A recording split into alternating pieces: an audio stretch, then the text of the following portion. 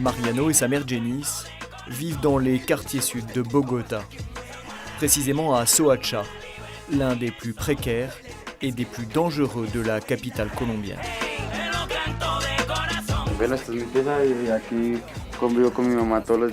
Une vie de famille simple et aujourd'hui apaisée, mais il n'en a pas toujours été ainsi. Mon mari nous a laissés sans maison, pratiquement dans la rue. Alors en plus avoir un fils délinquant, que tout le monde juge et pointe du doigt dans le quartier, j'ai demandé à Dieu d'agir parce qu'aucune mère ne veut voir son fils finir en prison ou mort. Je passais ma vie dans la rue, à traîner jusqu'à des heures pas possibles avec des groupes de délinquants. J'ai été arrêté pour trafic de drogue. La juge m'a proposé un choix, aller au club ou aller en prison. J'ai choisi le club où j'ai purgé ma peine d'environ 4 ans. Le club Le Voici. C'est un centre spécialisé où 70 jeunes délinquants de Soacha purgent leur peine, mais pas en prison. La philosophie. Soy un adolescente joven, lleno de capacidades, aunque a veces la olvido. Ce programme, baptisé Enfance sans barreaux, a été mis en place dès 2012 par le BICE, le Bureau international catholique de l'enfance, et conduit sur le terrain en Colombie par des laïcs des tertiaires franciscains. Leur constat est sans appel, l'incarcération ne fait qu'aggraver les choses. Les jeunes et les adolescents viennent de quartiers rencontrant des problèmes extrêmement graves. Trafic de drogue, port d'armes, prostitution, pauvreté extrême. Vu l'environnement, ils se retrouvent facilement impliqués dans des situations délictueuses. Le problème, c'est que si les juges les envoient en prison, ils rencontrent des personnes ayant commis des délits bien plus graves et ils peuvent se retrouver entraînés, par exemple, dans des bandes criminelles dès leur sortie de prison. Pour les jeunes, la prison semble donc contre-productive, contrairement à ce qu'on appelle la justice réparatrice, qui propose une toute autre approche. Le jeune condamné garde sa liberté, mais pas question que le crime reste impuni. Il va devoir réparer son délit. Sa seule obligation, suivre scrupuleusement un parcours pédagogique dans un centre comme celui de Soacha. La justice colombienne mise beaucoup sur ce programme. Elena Molina Rojas, juge des enfants pour le district de Bogota, en est une fervente défenseur. La chose importante à comprendre est que nous faisons tout pour aider le jeune, pour qu'il se réconcilie avec lui-même, avec sa famille et avec la société. Quand je suis en audience, je leur dis toujours « Prenez conscience que vous vous êtes égarés, mais ce qui s'est passé est passé. Maintenant, un autre chemin s'ouvre devant vous. » Juan José, tú recuerdas muy bien el día que hurtaste, ¿cierto? ¿Tú recuerdas a la persona que hurtaste? Juan José, 15 ans, a été condamné à 12 mois pour vol aggravé. Il est entouré de 2 psychologues et d'éducatrices. Il fait face à la chaise vide qui représente sa victime.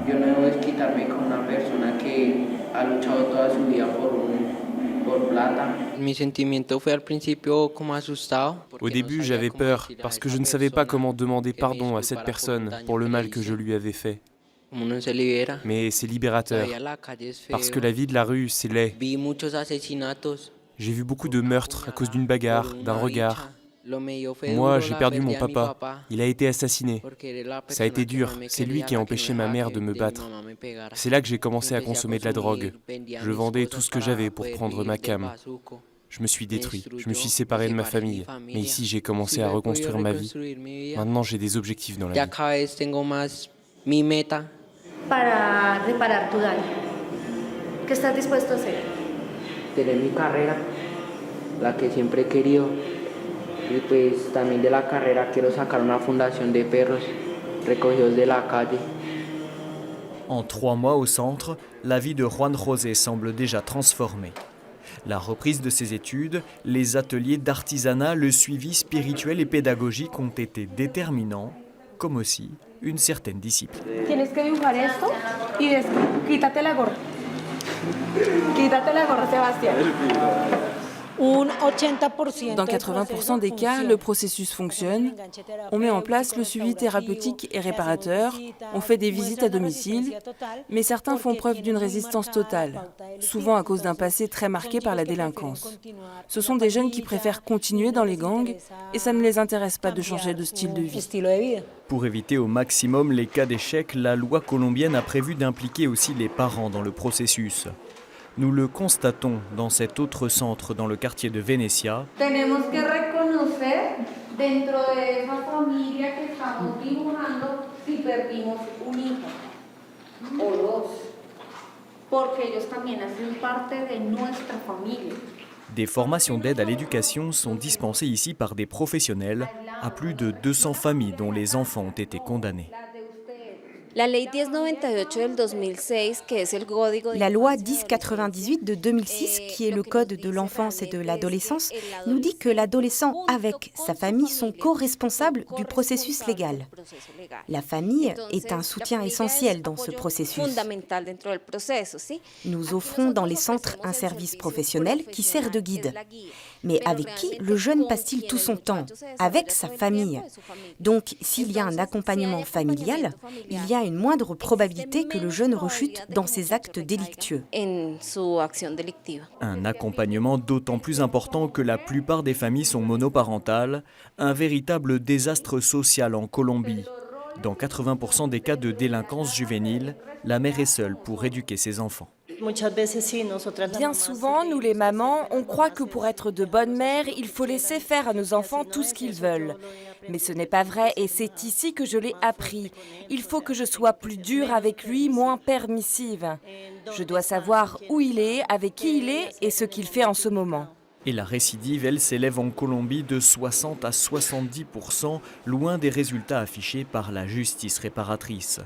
Un chiffre qui accuse l'État, selon le juge Heriberto Prada Tapia. Malheureusement, les pères de la patrie, nos politiques, se mettent plein d'argent dans les poches, les finances publiques. Tout l'argent qui se perd dans la corruption, on pourrait l'investir ici dans la justice pénale pour adolescents et construire de vrais centres de réhabilitation. Espérons qu'un jour on arrive à la situation idéale. D'ici à l'idéal, les centres de justice réparatrice contribuent à une amélioration notable du processus pénal en Colombie.